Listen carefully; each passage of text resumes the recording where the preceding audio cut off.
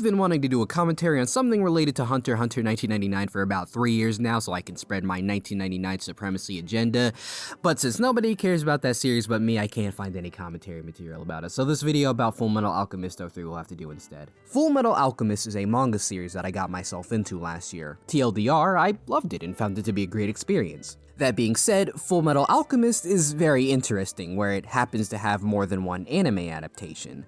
One is known as just Fullmetal Alchemist, though more commonly referred to as Fullmetal Alchemist 2003 or just 03, and the other is known as Fullmetal Alchemist Brotherhood.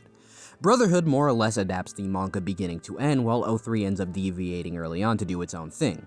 Both are well regarded, but Brotherhood arguably overshadows 03 in popularity, and 9 times out of 10, if somebody's talking about how much they love Fullmetal Alchemist, they're probably talking about Brotherhood. I'd understand, I'm one of those people, even though I did watch 03 alongside it, and I enjoyed it too, just not to the same extent as Brotherhood. 03, however, is still pretty popular within the fandom, and the discussion surrounding it doesn't seem to be going anywhere in spite of the existence of Brotherhood. This brings me to a fellow named Etheri0n, who made a video called Taking Brotherhood Down a Peg to criticize many elements where he feels Brotherhood doesn't work or doesn't stack up against 03. As someone who gave Brotherhood a full 10 out of 10 score, but still admittedly had some gripes with it, I was intrigued. Then I watched it, and then 5 months later I failed my first semester of college. I'm sure there's a correlation in there somewhere, so that gives me another excuse to cover this video. Before I begin though, I would like to acknowledge the possibility that from the offset I'm being looked at as a FMA Brotherhood fanboy who's blindly defending my second favorite anime. I'm not. Like, again, I have my own set of issues with Brotherhood, so I'm not against any and all criticism of the series. I'm always interested in hearing discourse like this, as long as it's not something like Norality's pretending that she actually watched Re:Zero. Like, seriously, how do you call Re:Zero male power fantasy? Like, what the fuck? Anyways, I just think as someone who has similar feelings about certain things, such as this and that, I wanted to respond and criticize elements of this video here. So with that being said, let's begin. Oh, Brotherhood. Nowadays, if somebody makes a video discussing your flaws in a raw and unfiltered way, or if an 03 fan makes a post explaining why they prefer 03 to you, and without including the obligatory phrase, I like both adaptations, their video/post will likely get bombed with dislikes right out of the gate, and that just stinks. Okay, so like, I'm not going to pretend that this isn't possibly a thing that happens, but I'd like to imagine that this isn't nearly as true as you act like it is. I mean, it's not like you do anything more than just show 2 videos of people saying Brotherhood is trash and overrated. Speaking of those videos, I got curious and looked them up. The first video was long gone as I couldn't find it, but I did find the second video, and I feel like the reason people disliked the shit out of it had less to do with the fact that it was shitting on Brotherhood, more so that it called it overrated, and the reasons for it were simply, I don't like the comedy. The humor was just a bit much for me. It got to the point where I got a little annoyed. Which is fair if not subjective, and then I don't like the music. The soundtrack wasn't memorable by any means, which in my opinion can make or break a show if it's not up to standard.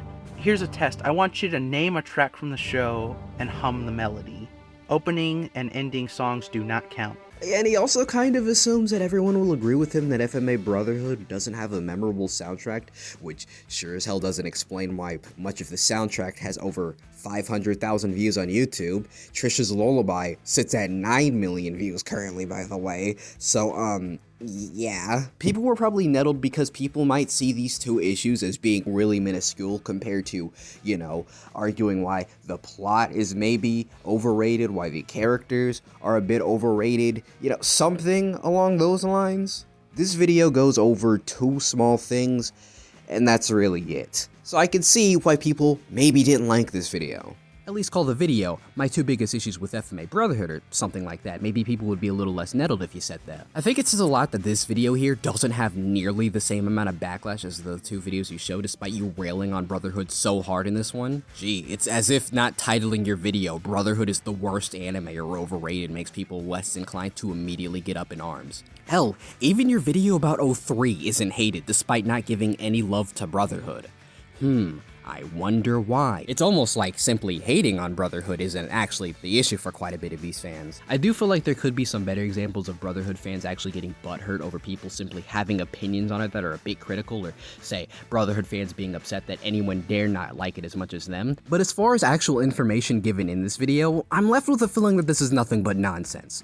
Would it be fair if I argued the only reason people like this video and your video dedicated to 03 are because 03 fans are jealous of Brotherhood's success? No, I don't have any real proof that that's the case aside of the fact that people watched it and loved both of these videos. All you're doing is making hasty assumptions, and I'll be the first to tell you that without anything solid, it's just annoying. Yeah, but the hose! Oh, what? It's too hard to get the hose! So even fans of Brotherhood consider its first core to be the weakest part of it, and I agree with them. But I found that a lot of folks tend to excuse the quality of these episodes with the reasoning that since the series was the second adaptation of the manga, Studio Bones naturally wanted to rush to the parts of the source material that the first adaptation didn't cover, and that was a legitimate strategy, or at least an understandable one on their part. Now, in my video, FMA 2003 is actually brilliant, by the way, go check that out if you haven't already. I briefly went into why this reasoning is deeply flawed when taken on its own merits, but I've recently found that it may also be based on false assumptions. In a 2017 interview with Anime News Network, Brotherhood series director Yasuhiro Airi went on record saying that the existence of the 2003 series didn't actually influence his creative choices on the new one at all. He says, and I quote, "The first Full Metal Alchemist anime came out in 2003 and became a huge hit. Then I got the offer to direct the next series that would coincide with the end of the manga series, and at that point I already knew how famous Full Metal Alchemist was. However, that didn't influence or affect me in the way I was going to make the series, so it really didn't prompt me to do anything different from what I've always done."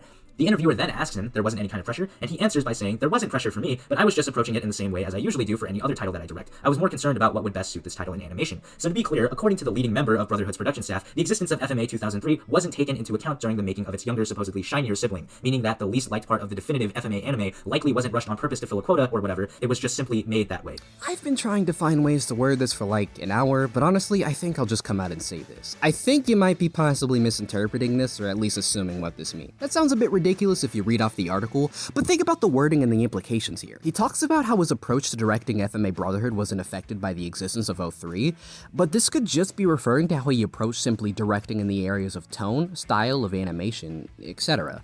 Well, it could be possible that this also meant that he was behind the way the early Brotherhood episodes were handled. There's also a possibility that he wasn't the person who made this decision. That could have easily been something the producers or writing team decided themselves, and the director simply had to go along with it. I feel what I'm saying is a bit of a what if here, but I also feel at the same time what you're trying to say fits the same bill of being a what if.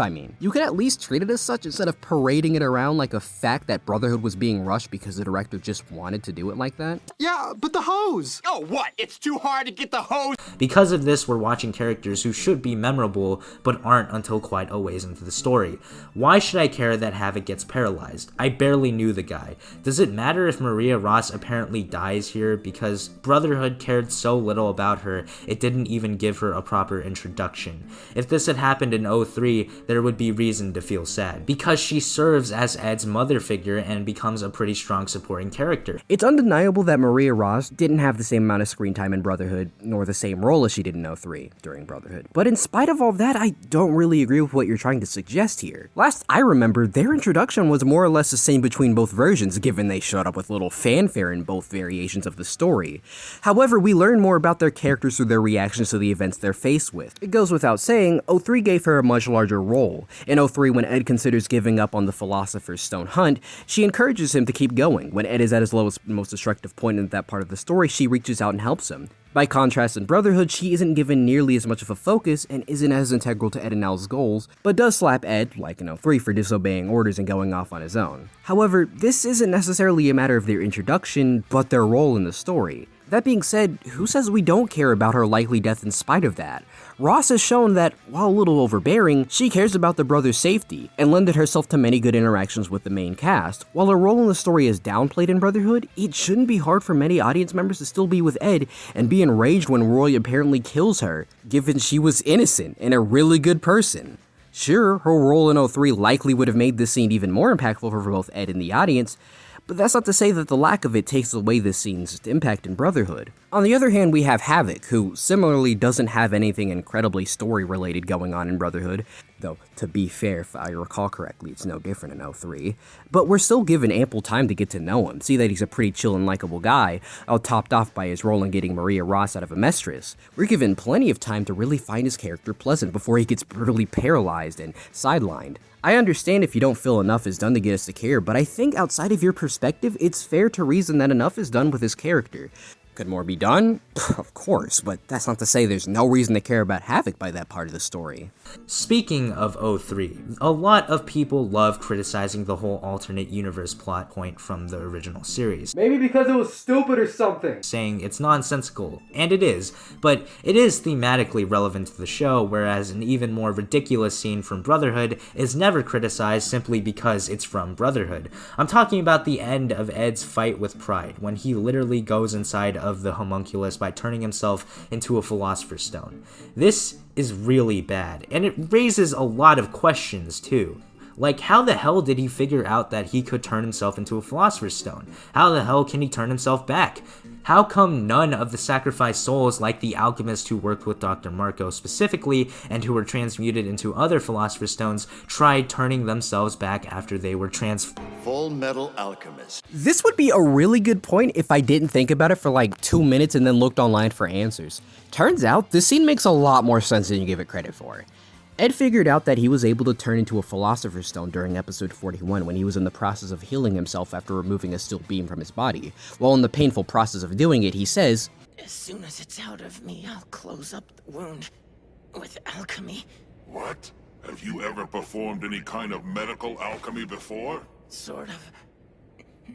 I did some research on it. When I tried human transmutation, I'm gonna have to use my own life force.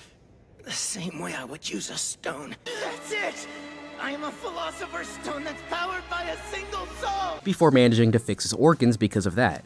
Since Philosopher's Stones are made up of human souls, he likely figured out that he could use his own soul to fuel transmutation. The likely reason that Ed is probably the first person to be able to pull this off is simply because he's incredibly gifted and one of the few alchemists to understand the composition of a Philosopher's Stone. Now, understandably, all of this is stuff that the story maybe perhaps could have built upon a little better, since Ed's brief comment is the only bit of buildup we get to something like this being possible, but if we're simply talking about how something like this even makes sense, it does, and the series at least established how and why. And the scene just looks stupid. You see a naked Ed popping out of a hole and gives this ridiculous scream. Just everything about this moment, it's laughable. The way that the triumphant music plays over it, with Salim explaining what Ed just did, and the way that Kimberly, a psychopathic war criminal, just sits in the back of Salim's soul with a dopey smile on his face and says, "That means you never understood Edward Elric."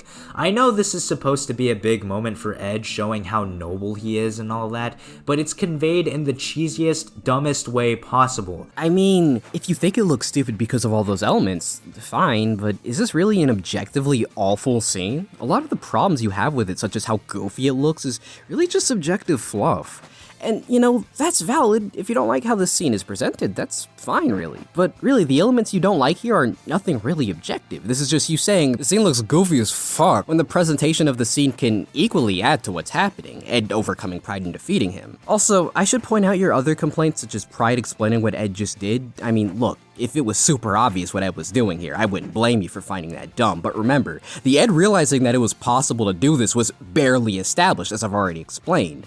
Plus, it's not like Pride's dialogue is simply him explaining what's happening, it's him being baffled that Ed could even do it in the first place. Impossible!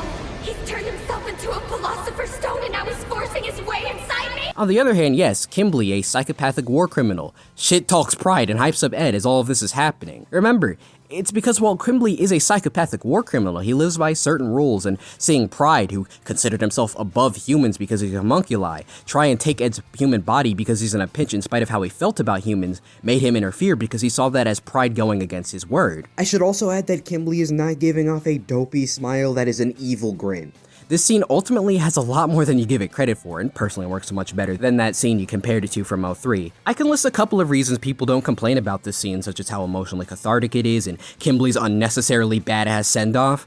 By comparison, the real world is on the other end of the gate plot twist from 03 gets strangled by a myriad of issues, such as having little foreshadowing, given most if not all of it was brief references to real-world events such as witch trials and the plague, all of which came mere episodes before it happened, the fact that the plot twist is given little time to be explored since it happens in the penultimate episode and is given a short half an episode to be explained before Ed is sent back to his world, and the fact that it admittedly feels out of place in the more grounded reality FMA 03 built. And look, I'm saying this as somebody who kinda still appreciated the sequence. I think it has too many flaws in its presentation to not be seen as a little bit weird. By comparison, Ed's transmutation into a Philosopher's Stone has the issue of not being explained well, and that's it. Yeah, but the hose! Oh, what? It's too hard to get the hose! Specifically, let's let's look at the flashback Riza has of a conversation with Mustang during the Ishvalan War. What is the intended mood of the scene, and how does the show try to convey that? Well, the flashback delves into Riza's conflicting feelings about passing on her father's alchemy research to Roy, now that Roy's basically used that knowledge to murder countless Ishvalan innocents. So the intended emotion here is heavy, it's haunting, it's full of sadness and regret. How does the scene convey that sadness? Riza kneels in front of a dead child's grave while literal violins play in the musical track as she describes to Roy exactly how she's feeling. There's nothing to pick apart in the scene, because the point of it is practically spelled out for you. The overall point you're trying to illustrate during the last third of the video is that Brotherhood handles its more mature moments poorly by not being subtle about what it's trying to say, and while I fully understand the criticism when it comes to how characters sometimes explain stuff to each other, leaving no room for the audience to come to conclusions themselves, though I will say I disagree with the idea of this being an inherent issue, as I'd argue it's down to execution, I have to say I think your handling of the argument feels poorly put out there, with this section being the best example as to why. Because see, you start off complaining about Brotherhood's handling of Riza venting to Roy after the Ishvalan genocide by complaining about the literal violins that play while Riza buries a dead child, basically spelling out the tone of the scene. But these don't inherently take away from a scene's presentation. I mean, it's a scene that's supposed to be sad, so of course it will be presented with a sad mood through music and imagery. The reason this line from you feels baffling to me is because O3 was no different in this case, unless I'm mistaken. Like, when Ed and Al find Nina's dead body, the rainy atmosphere helps add to the sense of despair they are feeling in the moment. When Scar shows Ed the graveyard of all the people killed in Lior during the military's occupation of the city, the cinematography puts into perspective the sheer amount of people killed, while the sunset background adds to, again, the despair Ed feels as the person who opened the door for the military's occupation. During the ending, when Al sacrifices himself to bring Ed back to life, he sits at the gate and cries, while a sad Chopin piano piece plays to really illustrate the sadness Ed feels, knowing what Al did just to bring him back. Tell me again, what's so bad about Brotherhood using sad imagery and music to convey a scene's sadness when your beloved O3 does this too? Again, I understand that the overall point is that Brotherhood is not subtle and often spends time elaborating characters' feelings or their situations to the audience, but this is the last thing that should have been said here, because all it does is make the rest of the argument look worse. One moment that, to my surprise, is really beloved, Envy's tearful confession that he's actually jealous of humans. Now, I personally think this reveal fails to hit emotionally. There's no reason to feel anything resembling sympathy to Envy here, because up until this point, he's consistently portrayed as a sadistic sociopath. Gee, it's almost like that isn't the point of the scene. The scene is presented with a sad tone to it, but I feel it represents the pathetic nature of how Envy goes out, stripped of all their power and Ed's pity only serving to come off as him talking down to the bastard from Envy's perspective. He just goes out like a fucking bitch. Honestly, this is like you looking at Shinji causing the destruction of reality because he was upset, and thinking because the music sounds jovial and upbeat, we're supposed to agree with his action. It only seemed like that if you're not taking into account any of the other aspects of the actual scene. If I were to segue this into my final thoughts, I am in your walls.